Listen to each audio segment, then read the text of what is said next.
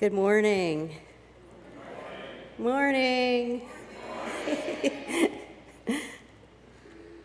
Welcome to the First Unitarian Church of Pittsburgh. I am Alice Carnes, a member of this church. It's Sunday, August 4th, 2024. For people with visual disabilities, I'm a light-skinned woman in my early 70s. Somebody thought that was funny that I said that. With gray and white hair and a chin-length style. I wear red-framed plastic glass frames, and I wear a sunburst pendant with a moonstone in the center. Today I'm wearing a navy and white graphic dress, pattern dress. With me today is guest speaker, affiliated community minister, Reverend Stephanie Gannon. We're so pleased to have her. And our minister, the Reverend Dr. Kate R. Walker, is off today, obviously. We are so glad you have chosen to be with us this morning. We are one people of many beliefs, many origins, sexualities, and genders. We are all growing, all learning, all loved. Just as you are welcome here. We are a community dedicated to welcoming the traveler. We are working for justice wherever the heavy weight of oppression has dug into the fabric of life. Today, I have with me volunteers and staff all working to bring this worship to you. In addition to our guest speaker, Reverend Stephanie Gannon, guest musician Lee, Saville Ixick, song leaders Jill, Siegfried, and Kurt Summersgill, and on tech, I have Emily Sweeney. I'm sorry, I don't know your name. Oh, there you are, Emily, and then there's another unknown face in the back, but hopefully we'll be seeing this person a lot. Thank you both. Oh, dear. On behalf of this team and many volunteers behind and in front of the scene, we thank you for being with us today. And welcome first-timers. If this is your first time with us, we would love to be in touch with you. It's so important to us. If you're here in person and have not already done so, please go to our welcome desk. It's just out these doors, down the steps and to the left. There's a lovely desk there in our garden lobby. And if you're on YouTube, visit our website and just Google First Unitarian of Pittsburgh and sign up for our weekly newsletter found at the bottom of the page. And you're also invited to join us for social time following this live worship. To get a Zoom link, please send an email to firstunitarianpittsburgh@gmail.com. And for all of us in person today in the sanctuary, there will be refreshments in the Undercroft Gallery. Somebody's very anxious for those refreshments immediately following the service. And now I invite you to take a deep breath. Arrive in body and spirit, and picture yourself connected to all others who are watching today and in the future. Our call to worship this morning is a poem by Mary Oliver entitled Morning Poem. Every morning the world is created. Under the orange sticks of the sun, the heaped ashes of the night turns into leaves again and fasten themselves to the high branches, and the ponds appear like black cloth on which are painted islands of summer lilies. If it is your nature to be happy, you will swim away along the soft trails for hours, your imagination alighting everywhere. And if your spirit carries within it the thorn that is heavier than lead, if it's all you can do to keep on trudging, there is still somewhere deep within you a beast shouting that the earth is exactly what it wanted. Each pond with its blazing lilies is a prayer heard and answered lavishly every morning. Whether or not you have ever dared to be happy, whether or not you have ever dared to pray. Now we turn to our chalice, the symbol of our Unitarian Universalist faith. If you have a chalice at home, we invite you to light it at this time. We light this chalice in the name of finding light in the midst of climate crisis. May this flame burn bright in your heart and mind as we worship together. Please stand as you are willing and able for our opening hymn in our teal hymnal, number 1010, We Give Thanks.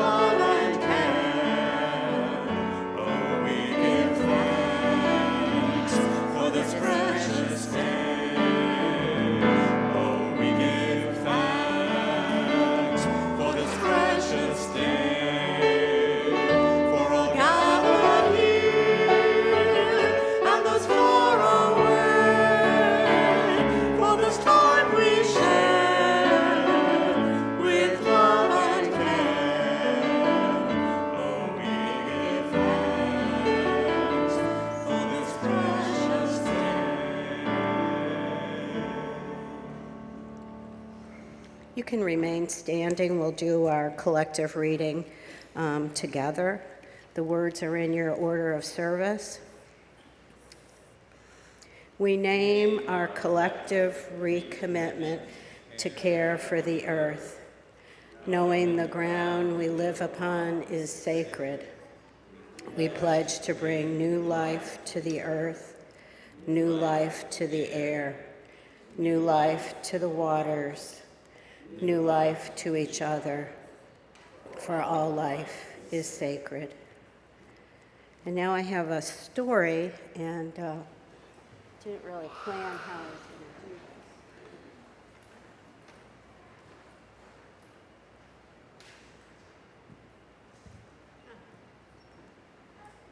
Can I get something on this mic? I know I threw you a curve there, sorry about that. Can I have are there any children? Wouldn't you like to hear a story this morning? Maybe, maybe not. Hello, hello, here we go. Yeah, did you get me yet? Oh, there's a baby. Oh, sweetie. You don't want to get too close though. You could tell I have a little something going on.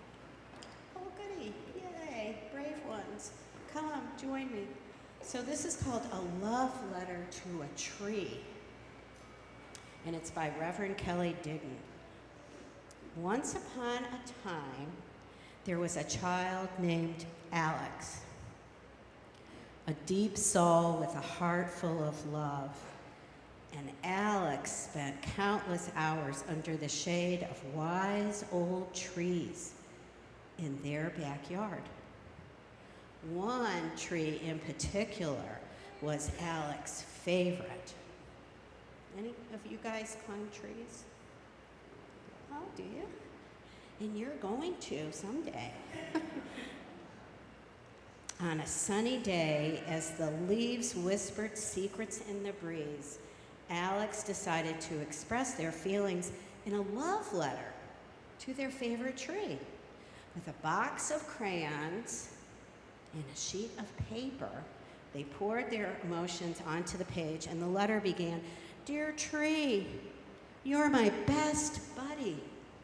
Your leaves are like green confetti, and your branches are my favorite hiding spots." And then he wrote about the memories of having a picnic under the tree, about reading stories. He could read his books under the tree, and even daydreaming about far-off lands. Yeah. Alex's letter spoke of the tree's strength, resilience, and beauty it brought to the garden. And Alex marveled at the way the tree sheltered birds. Have you ever looked up in a tree and seen the tree nest, the bird's nest? I said the tree nest, I meant the bird's nest. And the insects that are in there, butterflies. What other kind of things are in there? Sometimes I see ants crawling up And he just thought, wow, this is amazing.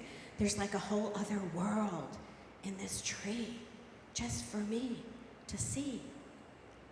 So what he did is he finished drawing on his piece of paper his little love note to his tree. Then he folded up the paper really carefully, and he nestled it into a small nook in the tree's bark. And then I don't know if you've ever done this, but sometimes when I send letters to somebody that I really love, I kind of whisper a little, I don't know what to call it, like a little message into the piece of paper. And that's what he did. He said, "This is for you, my dearest friend."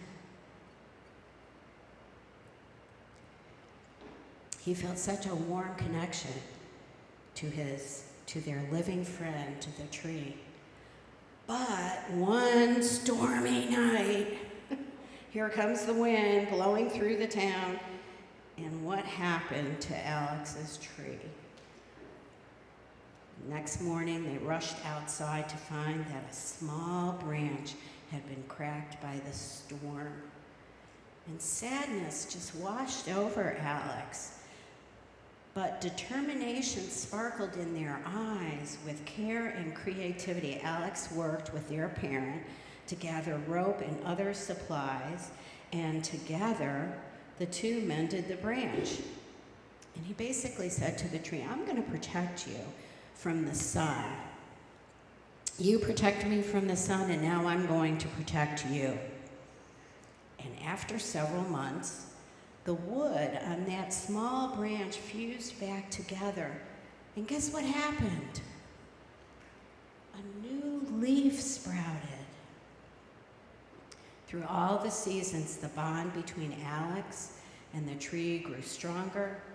Their friendship became a beacon of love and resilience, teaching everyone that even the smallest act of kindness can make a big difference.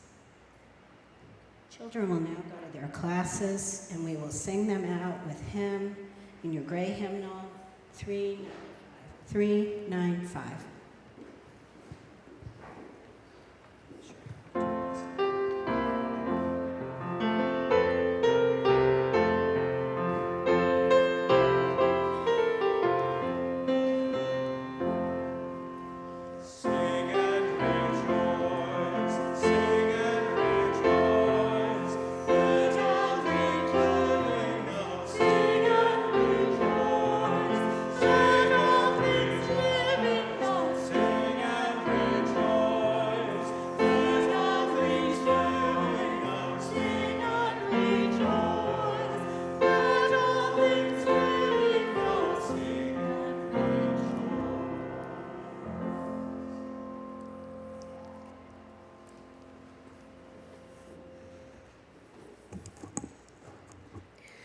Every month we share, we share our generosity with a designated organization.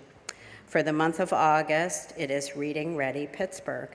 All donations are shared 50-50 unless otherwise designated. Reading Ready Pittsburgh, founded by our member Mary Dennison, is a local nonprofit dedicated to early literacy. It is my pleasure to welcome Board President of Reading Ready Pittsburgh, Margie Whitmer.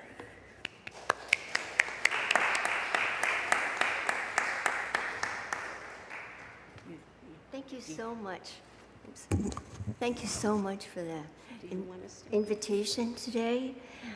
We are so grateful that you have decided to designate Reading Ready Pittsburgh as your Share the Plate organization for August.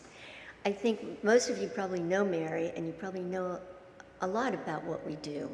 But we really want, our main goal, it's twofold. It's to encourage parents and children to nurture a love of reading. And so how do you do that? You give them books to begin with. That's the starting point. So we do a lot of things. We're a busy little organization, but I'm just going to give you a few of our main ones so you get an idea of what's happening. We first started partnering with an organization called, excuse me, Raising a Reader, which is a national distribution organization.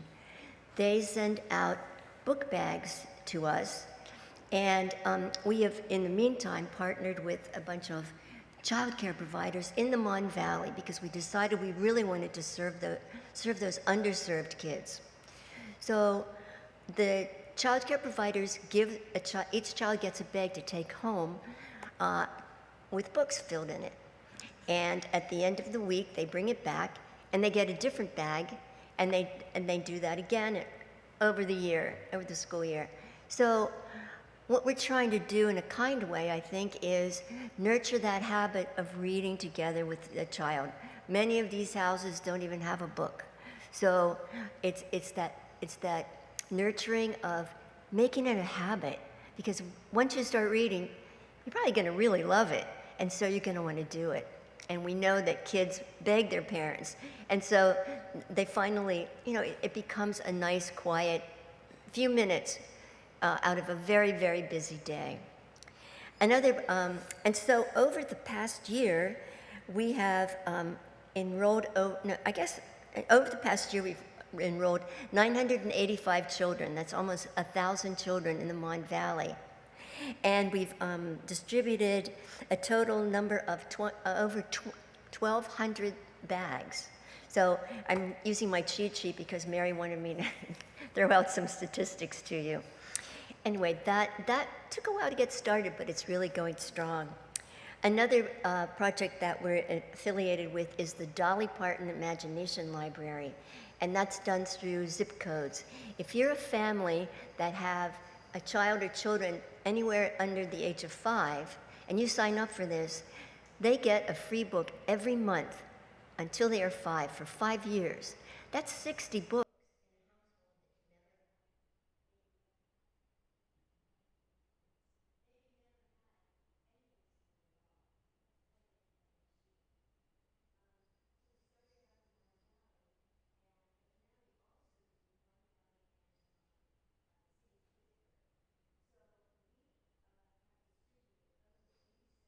Hundred books in the past year. So that's a lot of books. So we're really proud of that achievement. But what we really are most happy about is in February, we opened a free bookstore on 8th Avenue in Homestead. It's called B is for Books. And if you're a family, you can bring your kids in, and every time they come in, they can take home three free books. I always have a hard time saying that. So if your mom or dad or caregiver brings you every day, you can get like 15 books in a week. So that's mainly what's happening there now, but there's a lovely little nook where you can sit and read together, just take a minute to be together. And we do story hours. So we wanted to become a community hub where we do workshops for parents and for early childhood professionals. So over this past February, March, April, May, June, July, over this past 6 months, we have served over 600 families. That's a lot of kids. So I could tell you a whole lot more, but I'm sure I'm going over time anyway. So I just want to thank you from all of us for choosing to share the plate with Reading Ready Pittsburgh this month. Thank you so much.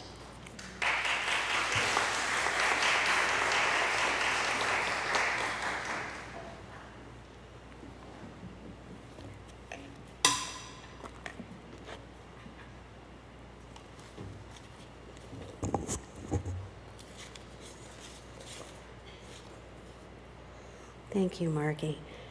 Our religious community is made up of volunteers and staff, creating and hosting a variety of programming. We rely on your financial support. Please take time to reflect on your ability to financially support this community. Donations by check may be mailed to the church office. Electronic donations can be made online or through the church website by texting GIVE to 412-435-1050 and following the instructions. Please check the end of the order of service for more directions. Our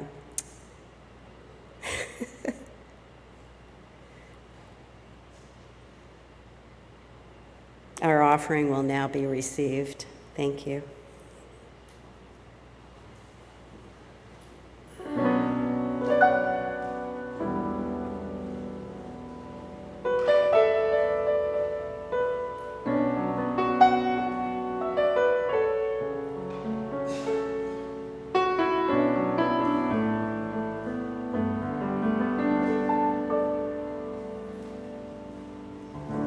Misty morning valley, what answers might I find?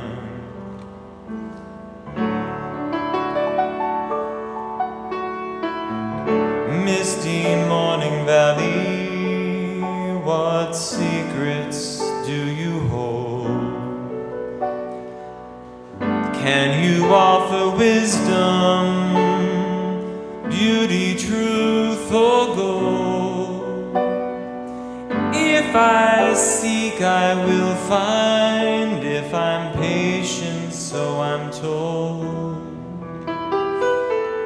Misty morning valley, what secrets do you hold?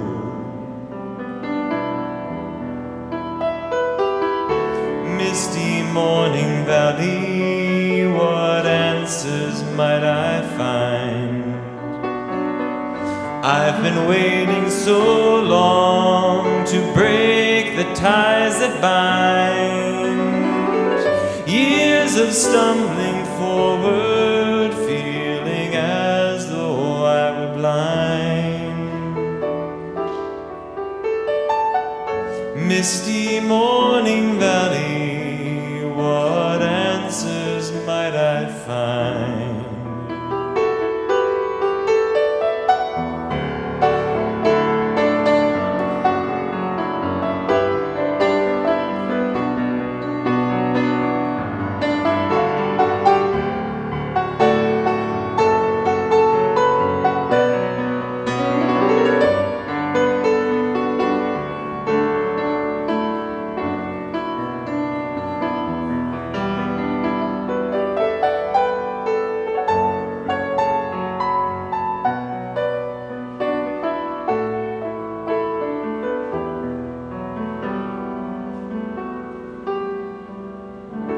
Misty morning valley, what future do you see?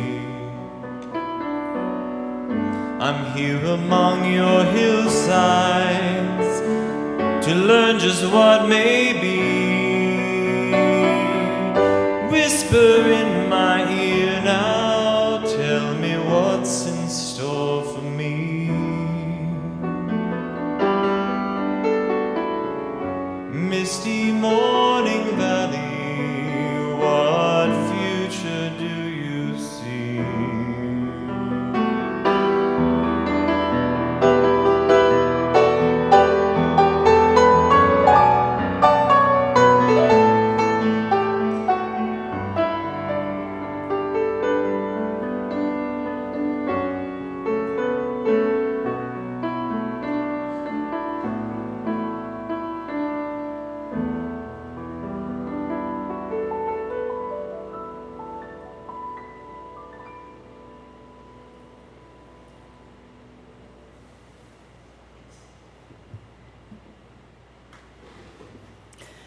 Please join me now in the spirit of prayer and meditation.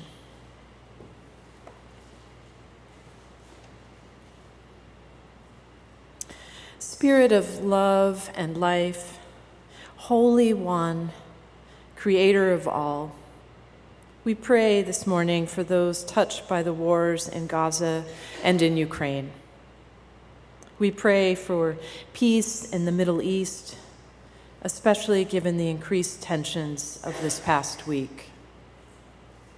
We pray for the family of Sonia Massey, a Black woman with mental illness killed by a white police officer in Springfield, Illinois, after calling 911.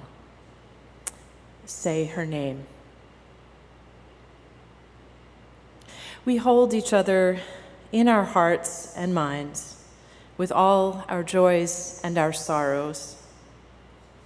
We remember those who are experiencing losses of various kinds and those facing health challenges. May those who suffer or mourn find peace. May those who hunger or thirst be quenched with nourishment and sated with the elixir of life. May those who have experienced violence find care and comfort and safety and the healing that comes in time. May all of us find the loving kindness that is ours to share.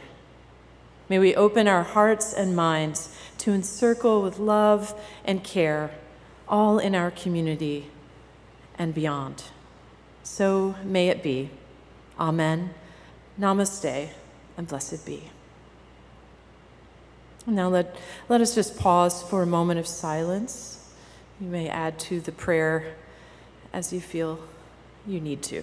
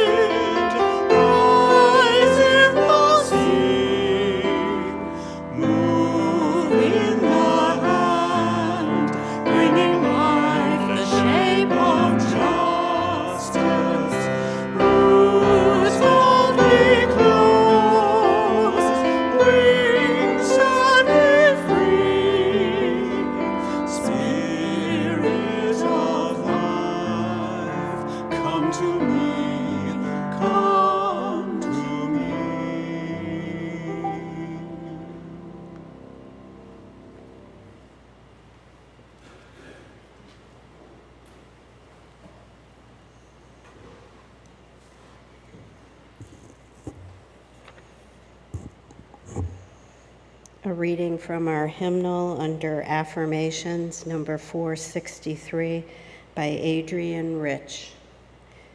My heart is moved by all I cannot save. So much has been destroyed. I have to cast my lot with those who, age after age, perversely, with no extraordinary power, reconstitute the world.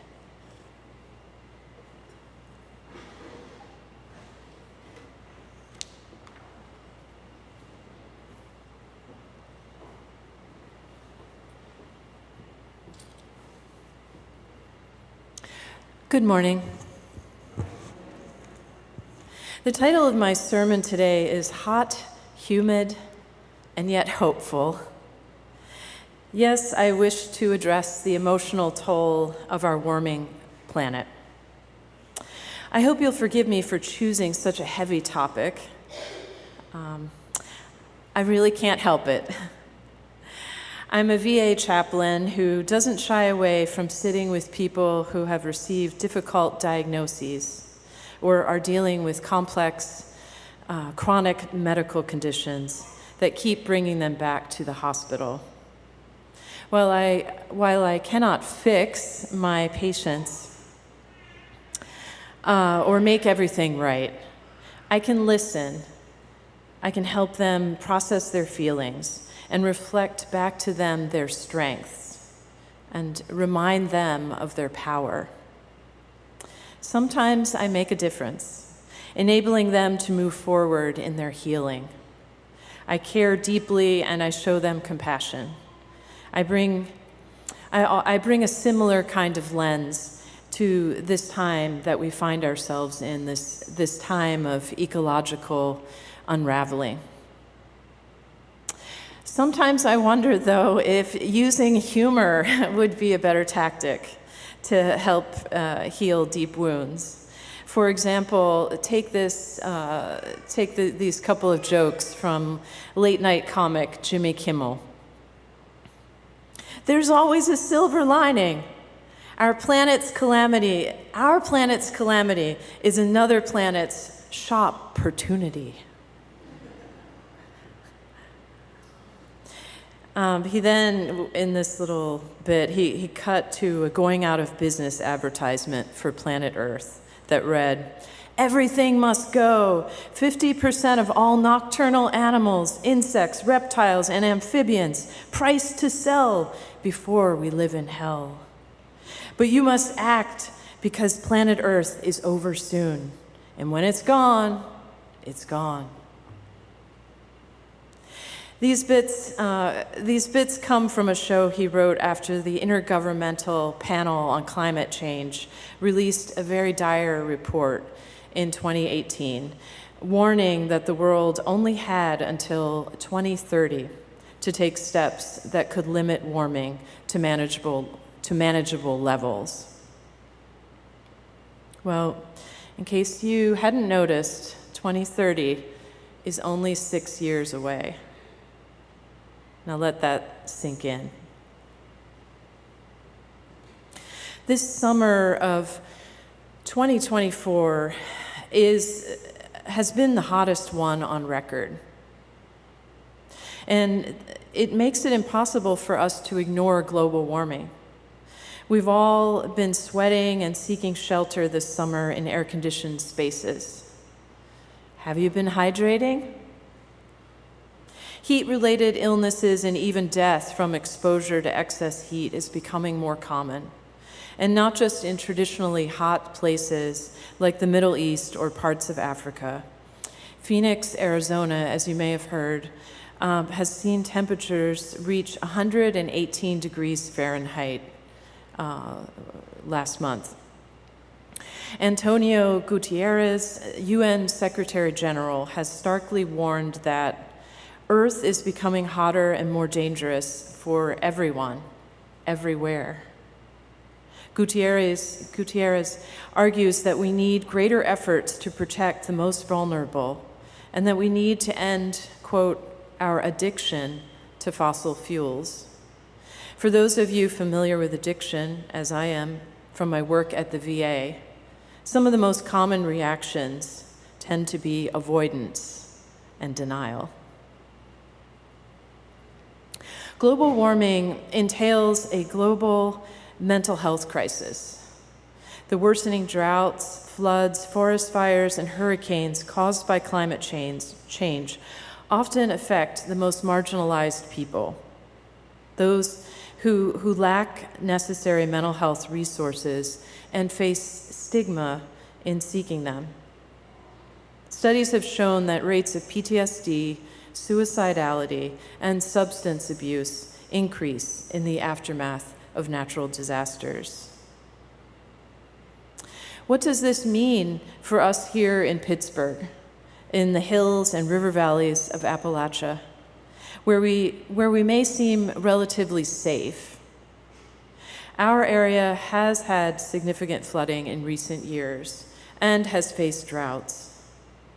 Plus, we have some of the worst air quality in the country.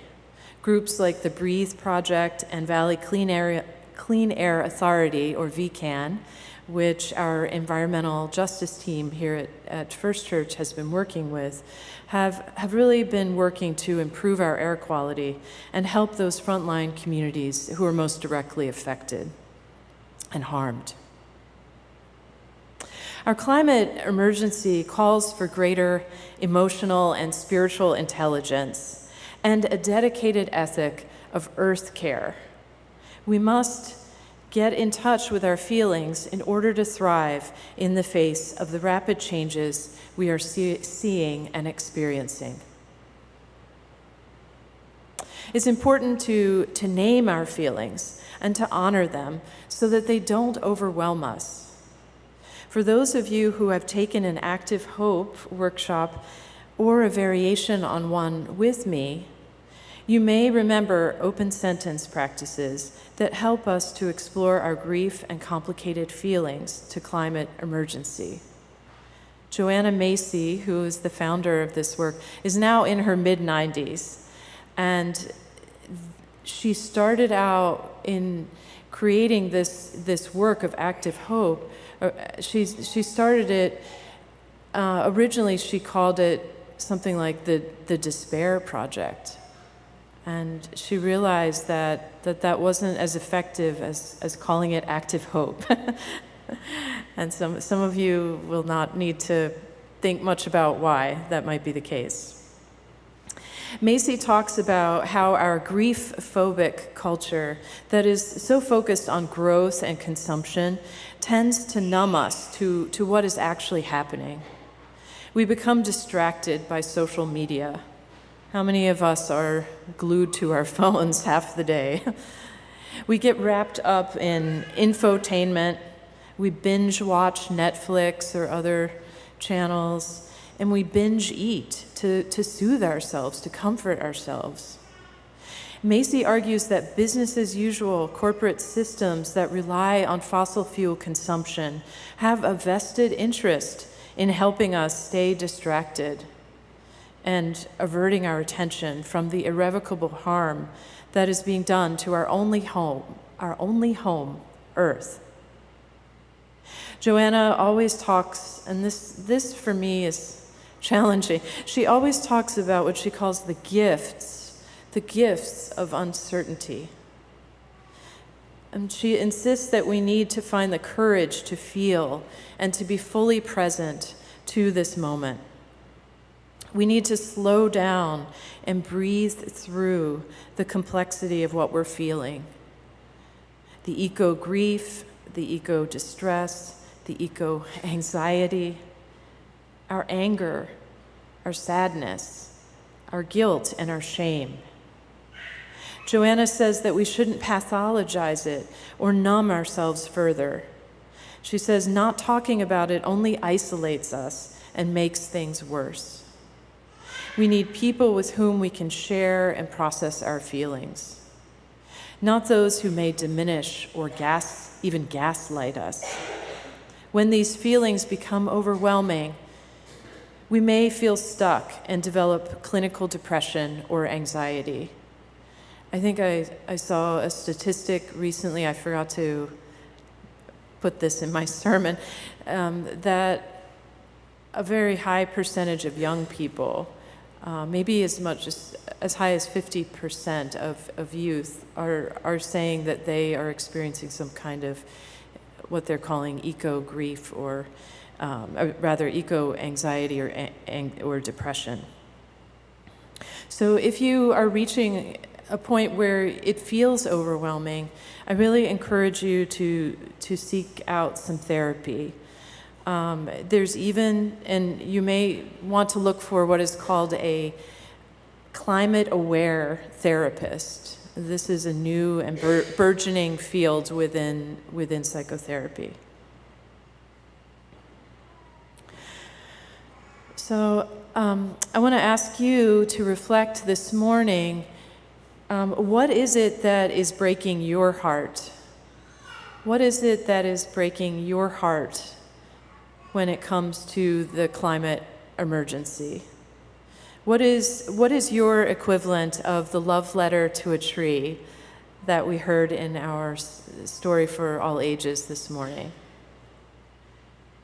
Is it, or could it be, the disappearance of a lake, an apple tree, a beloved coastline that is eroding and disappearing? I'll share a little story with you from my own life. My heart was broken in the fall of 2012 when Hurricane Sandy hit the East Coast. The hurricane destroyed a beloved farm where I volunteered for years. I was living in Brooklyn, New York at the time and attending Union Theological Seminary on the Upper West Side of Manhattan. For over 4 years, on Saturday mornings, I biked a couple of miles to Brooklyn's Red Hook neighborhood, a historically poor, remote waterfront area where I volunteered at what was then called Added Value Farm. The nearly 3-acre farm was really a sanctuary, a place I came home to again and again and found so very comforting and grounding. The farm helped me heal some deep wounds that I carried within. It was an amazing, lush green space created on top of an asphalt ball field some 20 years ago by visionary farmers who saw hope and potential in one of the most neglected and feared places in one of New York City's poorest neighborhoods. In the summer heat, I would join other volunteers pulling weeds, harvesting crops, hauling weed-laden wheelbarrows and dumping them. While weeding and sifting compost with fellow volunteers, I heard their stories.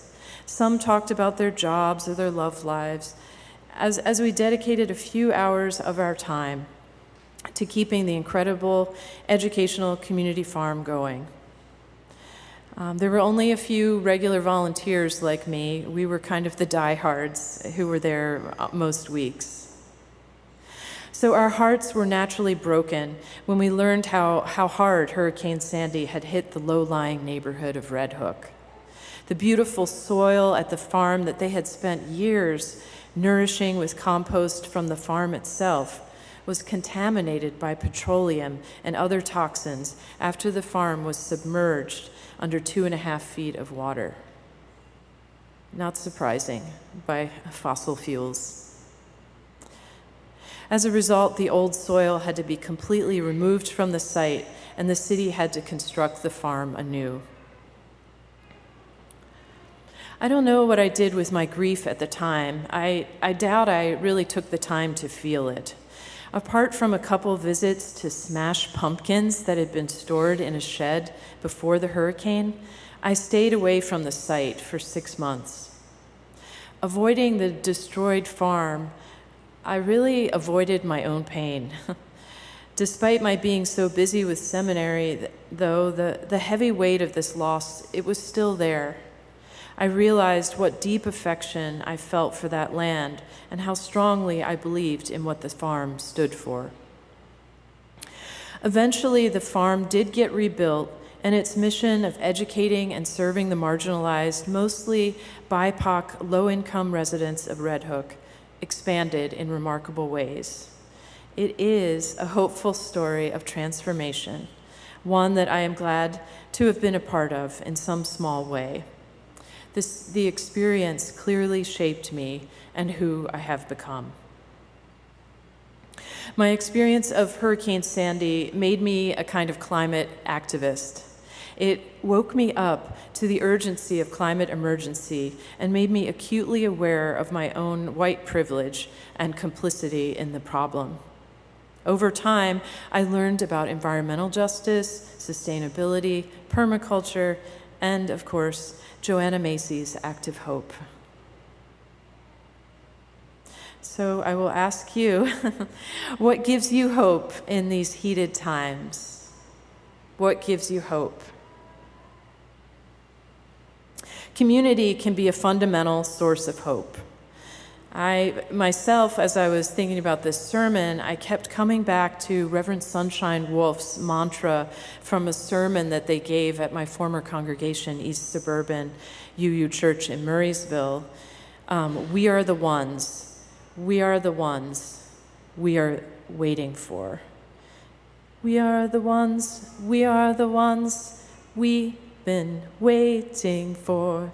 We are the ones, we are the ones we've been waiting for. In other words, we have considerable internal strengths within our own communities to be resilient and hopeful. As James Baldwin, whose centennial we celebrated just a few days ago, wrote, "We've got to be as clear-headed about human beings as possible, because we are still each other's only hope." I entreat you, find what gives you meaning and purpose regarding global warming and connect with organizations engaging in regenerative practices. This is what Joanna Macy refers to as the work of the Great Turning. Groups doing this kind of work in Pittsburgh include Grow Pittsburgh, Grounding Strategies, Tree Pittsburgh, Black Urban Gardeners and Farmers Cooperative of Pittsburgh, or BUGS, Wild Ones of Western PA, and Garfield Community Farm just down the road. I imagine that many of you are already connected to these groups and support their missions. I want to close today by recommending some spiritual practices for these heated times. I really believe that we need to combine our activism with internal work. So my first recommendation is gratitude.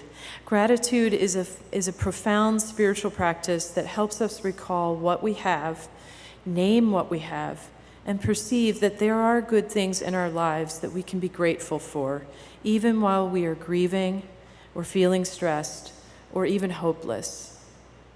Practice gratitude for the earth and all we love on a regular basis. Create a gratitude journal. My second recommended spiritual practice is breath work or movement practices such as yoga, tai chi, or dance, and sitting practices like mindfulness meditation. Breathing through. And then finally, I also recommend nature immersion to enable you to find more wonder and more joy, and to feel more deeply the interconnected web of all being and our place within it. Take hikes, engage in forest bathing, find a sit spot under a favorite tree or in a beautiful place with a vista you love. Take time to garden. Take time to notice the beauty that is right in front of us, like these flowers to my right. And volunteer. Volunteer at a place like Garfield Community Farm. Reverend Kate has asked me to lead some of you in volunteering there, so that might be something you'll learn about in the fall. So there are many ways for us to stay grounded, earthbound, and hopeful. I leave you with these closing words from one of my great spiritual teachers, Terry Tempest Williams. She writes, "There's deep beauty in not averting our gaze. No matter how hard it is, no matter how heartbreaking it can be, it is about presence. It is about bearing witness. I used to think bearing witness was a passive act. I don't believe that anymore.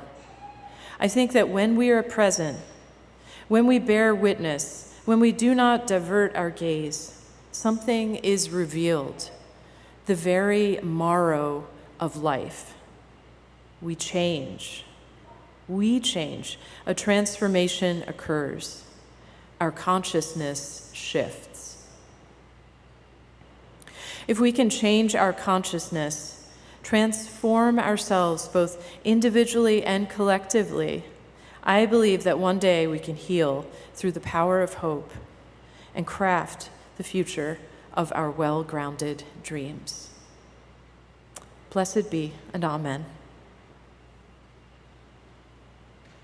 And our closing hymn will be hymn number 95, There Is More Love Somewhere. And that is in your gray hymnals.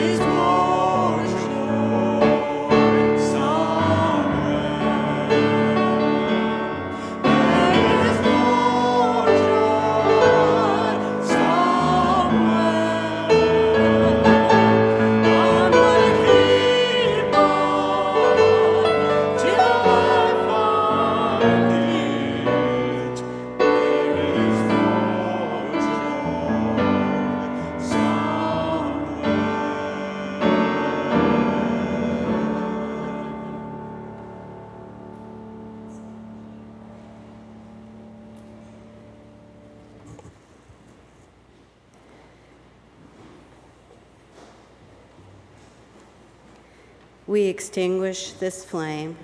You can read this with me, I'm sorry.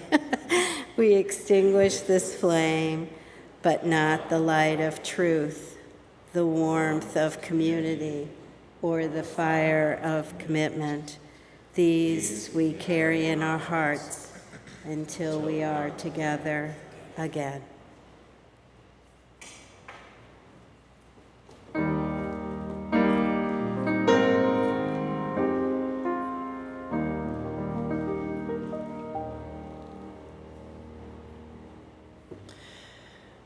We live in heated times when our hearts may be breaking. Let us give thanks for this sacred time together to honor our complex feelings and bear witness to our grief and to our pain, our lamentation for earth, our only home. May we be transformed by our love so that we may stay hopeful. Go in peace. Thank you for joining us today.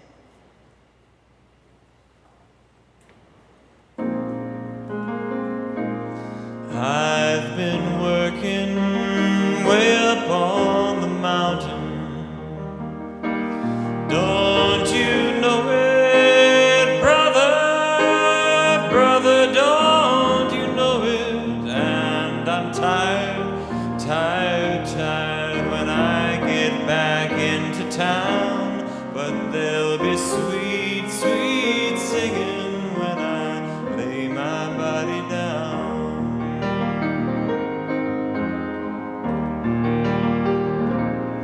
I've been traveling all across this valley. Don't you know it, sister, sister, don't you know it?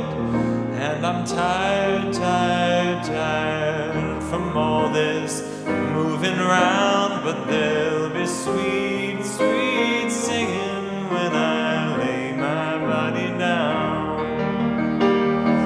You know, sometimes I don't know where I'm going,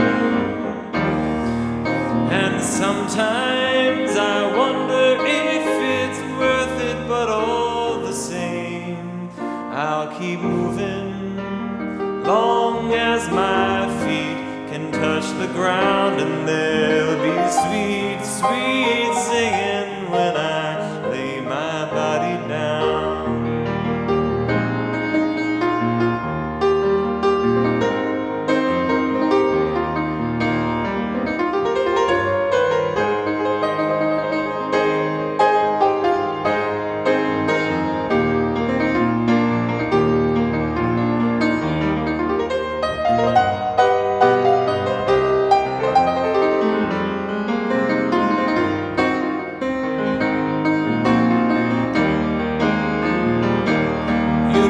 Sometimes I don't know where I'm going, and sometimes I wonder if it's worth it, but all the same, I'll keep moving long as my feet can touch the ground, and there'll be sweet, sweet singing when I lay my body down.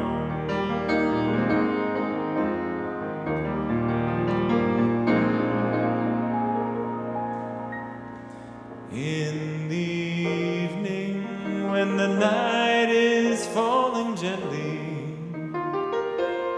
don't you know it, lover, lover, don't you know it? I'll be tired, tired, tired, but I'll rest in the sound of the sweet, sweet singing.